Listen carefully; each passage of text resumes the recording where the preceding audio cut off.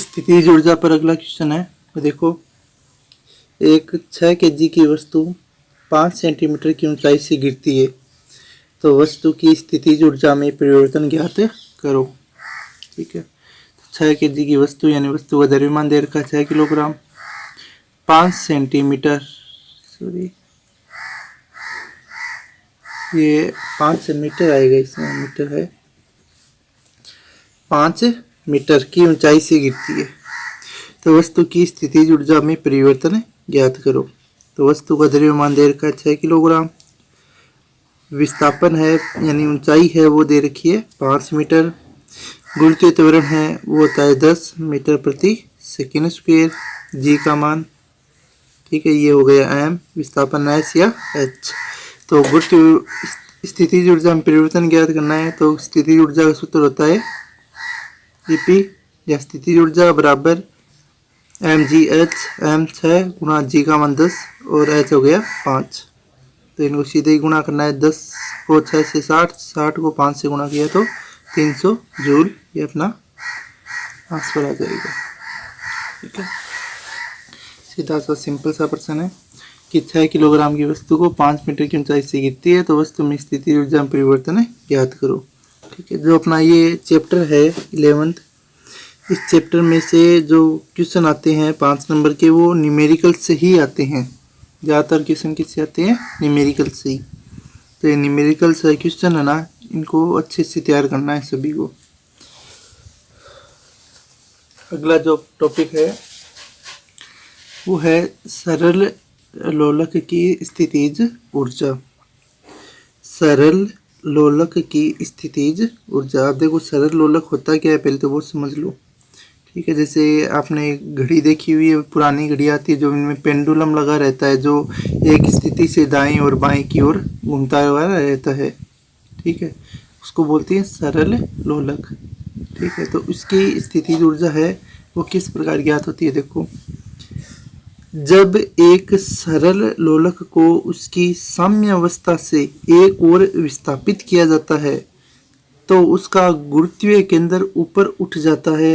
इस दौरान लोलक पर किया गया कार्य विस्थापित स्थिति में लोलक की स्थितिज ऊर्जा में निहित हो जाता है। ठीक है, यानी ये देखो, ये मान लेते हैं तो ये बिंदु है, यहाँ से एक रस्सी के द्वारा इस सरल लोलक को लटकाया हुआ है। अब इसको यहाँ से इधर की ओर विस्थापित कर दिया, इधर से यहाँ से बीच में ये इसको इधर की ओर लाकर छोड़ दिया। तो इसको यहाँ से लाकर छोड़ने पर इसके अंदर गतिज ऊर्जा, ये इसकी स्थिति थी, इसको इधर की ओर लाकर छोड़ दिया तो इसमें गतिज ऊर्जा आ गई। इसके कारण इसमें ऊर्जा है वो उत्पन्न होगी। ठीक है, कितनी स्थितिज ऊर्जा का? इसमें स्थितिज ऊर्जा का मान क्या होगा? इस वस्तु को विस्थापित करने में किए गए कार्य के बराबर स्थितिज ऊर्जा का मान आएगा। ठीक है, लोलक को जब इस स्थिति से छोड़ा जाता है तो वह साम्य अवस्था की ओर लौटता है, यानी इसको इधर की ओर लाकर छोड़ेंगे ना इसको, तब ये अपने जहां पर था पहले वो उधर की ओर लौटने का प्रयास करेगा। ठीक है, इस दौरान उसकी स्थितिज ऊर्जा न्यूनतम होती है, यानी यहां से जब हमने छोड़ दिया तब इसकी स्थितिज ऊर्जा न्यूनतम है एवं गति के कारण गतिज ऊर्जा अधिकतम होती है। और इधर की ओर ये गति कर रहा है, गति के कारण गतिज ऊर्जा अधिकतम है, और गतिज ऊर्जा अधिकतम होने के कारण ये अपने साम्य बिंदु से भी इधर की ओर चला जाता है। जब ये इधर की ओर जाएगा और बिंदु सी पर आकर रुक जाएगा, सी पर रुकते ही यहाँ पर स्थितिज ऊर्जा का मान तो अधिकतम हो जाएगा और गतिज ऊर्जा है वो कम हो जाएगी, और यहाँ से वापस वो इधर की ओर गति करेगा। इस गतिज ऊर्जा के कारण लोलक मध्य स्थिति से आगे दूसरी ओर जाने लगता है। इस दौरान उसकी ऊर्जा पुनः कम होने लगती है एवं स्थितिज ऊर्जा बढ़ने लगती है। यहाँ लोलक की गतिज ऊर्जा शून्य हो जाती है एवं स्थितिज ऊर्जा अधिकतम हो जाती है। तो कहाँ पर होगी वापस समझ लो, इस डायग्राम से वापस समझ लो क्या है। ये एक सरल लोलक यहाँ पर लगाया हुआ है, लटकाया हुआ है। ठीक है, अब इसको क्या किया, एक ओर से पकड़कर इधर की ओर लेकर आए। ठीक है, जब यहाँ से इसको पकड़कर यहाँ पर लेकर आए तो स्थिति परिवर्तित होने के कारण इसमें स्थितिज ऊर्जा आ गई। तो इस बिंदु पर, यानी जो यहाँ पर बी बिंदु लिखा हुआ है, बी बिंदु पर इसकी अधिकतम स्थितिज ऊर्जा होती है।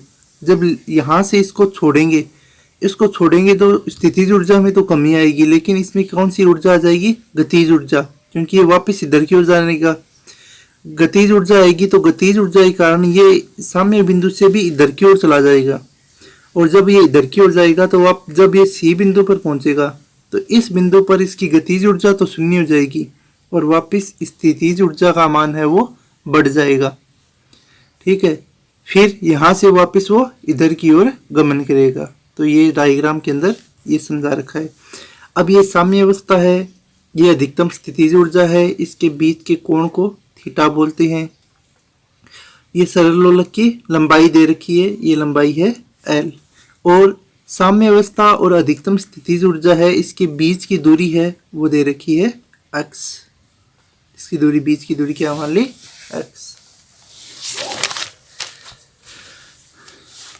तो वापस देखो, ऊर्जा पुनः कम होने लगती है, स्थितिज ऊर्जा बढ़ने लगती है। यहाँ लोलक की गतिज ऊर्जा शून्य हो जाती है, स्थितिज ऊर्जा अधिकतम हो जाती है। इस अर्जित स्थितिज ऊर्जा के कारण लोलक पुनः माध्य स्थिति की ओर लौटने लगता है। यदि लोलक का द्रव्यमान m है, यानी जो लटकाया हुआ है उसका भार दे रखा है लोलक का, सरलोलक का m, और उसमें कील से l लंबाई धागे से लटकाया गया है, और अक्ष विस्थापन के लिए उसकी स्थितिज ऊर्जा, तो स्थितिज ऊर्जा उसका मान है इस सूत्र के द्वारा निकाला जाता है। स्थितिज ऊर्जा बराबर 1/2 kx स्क्वायर। k है वो एक नियतांक है, k क्या है? एक नियतांक। ठीक है, इस k का मान k बराबर होता है mg/l के। k का मान किसके बराबर होता है? mg/l। तो इस k की जगह mg/l भी लिख सकते हैं। ठीक है, या 1/2 kx स्क्वायर। इस सूत्र से डायरेक्ट हम स्थितिज ऊर्जा का मान याद करते हैं। इस k को स्प्रिंग नियतांक भी कहते हैं, ये याद रखना, स्प्रिंग नियतांक।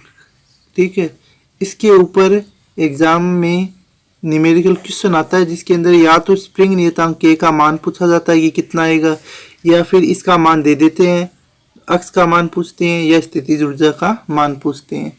ठीक है, तो इसमें किस प्रकार से क्वेश्चन आते हैं एग्जाम में वो देखो। ये प्रश्न है, एक स्प्रिंग नियतांक k बराबर 6 × 10⁴ न्यूटन मीटर प्रति मीटर है। ठीक है, न्यूटन पर मीटर है, यानी स्प्रिंग नियतांक k का मान दे रखा है 6 × 10⁴। इसे माध्य स्थिति से 0.01 मीटर खींचने में कितना कार्य करना पड़ेगा? यानी इसका अक्ष का मान दे रखा है 0.01 मीटर खींचने पर। ठीक है, कितना कार्य करना पड़ेगा? तो स्प्रिंग नियतांक पहले तो लिख दिया, k का मान कितना दे रखा है ये, फिर स्प्रिंग को खींचा गया है। ठीक है, खींचा गया यानी दूरी हो गई अक्ष 0.01 मीटर। तो किया गया कार्य है वो स्थितिज ऊर्जा के बराबर होता है। तो स्थितिज ऊर्जा का सूत्र हमने निकाला था 1/2 kx स्क्वायर। तो ये सूत्र लगा दिया 1/2 kx स्क्वायर। तो 1/2 गुणा k का मान 6 × 10⁴, अक्ष स्क्वायर है यानी 0.01 का होल स्क्वायर। ठीक है, इस 2 को 6 से काट दिया तो आगे 3 × 10⁴ गुणा 0.1 गुणा 0.01, ये इसकी होल स्क्वायर थी, इसको 2 बार लिख दिया। ठीक है, अब देखो 10⁴ में कितने जीरो होते हैं? 1 2 3 4।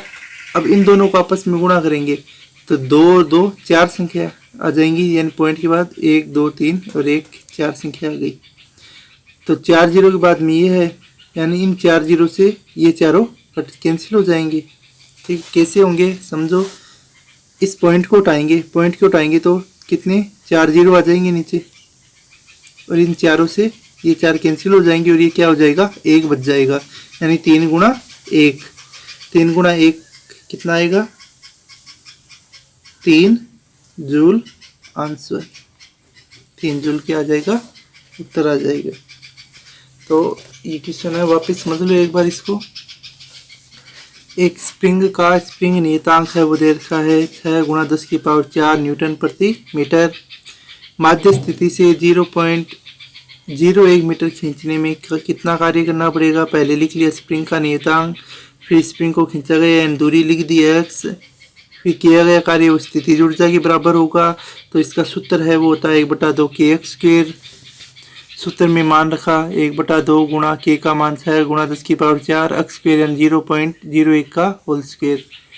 3 कैसे आए, इस 2 को 6 से काट दिया तो आगे 3 × 10⁴ है, इन दोनों को स्क्वायर है तो इस प्रकार लिख दिया।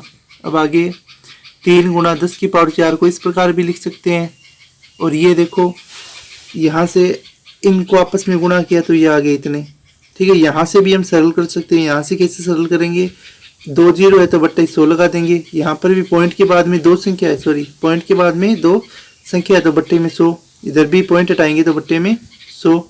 तो 100 में 2 0, इधर भी 2 0, 2 और 2 4 0, तो ये पूरा कैंसिल हो जाएगा। 3 × 1 बचेगा। 3 × 1 का मान कितना आ जाएगा, 3 जूल। अगला क्वेश्चन और देखो,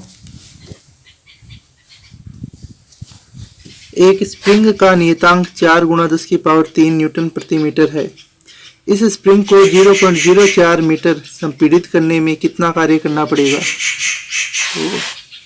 स्प्रिंग का नियतांक 4 × 10⁻³ न्यूटन प्रति मीटर संपीड़ित किया गया यानी दूरी x आ गई 0.04 मीटर। तो कार्य वो स्थितिज ऊर्जा के बराबर होगा। तो इसका सूत्र क्या आएगा, 1/2 kx²। इसमें मान रखना है 1/2 k का मान स्प्रिंग नियतांक का मान दे रखा है 4 × 10⁻³, ठीक है। x का मान 0.04 का होल स्क्वायर, तो इसको इससे कैंसिल किया 2 आ गया 10⁻³ 0.04 का होल स्क्वायर यानी 0.04 × 0.04 तो ये आ जाएगा 0.0016, ठीक है। अब आगे 2 3 संख्या देखो 10⁻³ है तो 1 2 3 3 संख्या बाद में आ जाएगा पॉइंट, तो 1.6 बचेगा। ये पूरा कैंसिल हो जाएगा, इधर क्या बचेगा 1.6। इस प्रकार इससे भी कर लो। यहाँ पर पॉइंट हटाने के लिए नीचे उतने ही जीरो लगा दो तो कितने जीरो आएंगे, 4, ऊपर है 3 तो 1 बच जाएगा। फिर ऊपर कितने बचे 16, 16 में 10 का भाग देंगे तो 1.6 आएगा। 1.6 को 2 से गुणा करेंगे तो आ जाएगा 3.2 जूल आंसर। तो ये अपने स्प्रिंग नियतांक पर क्वेश्चन है।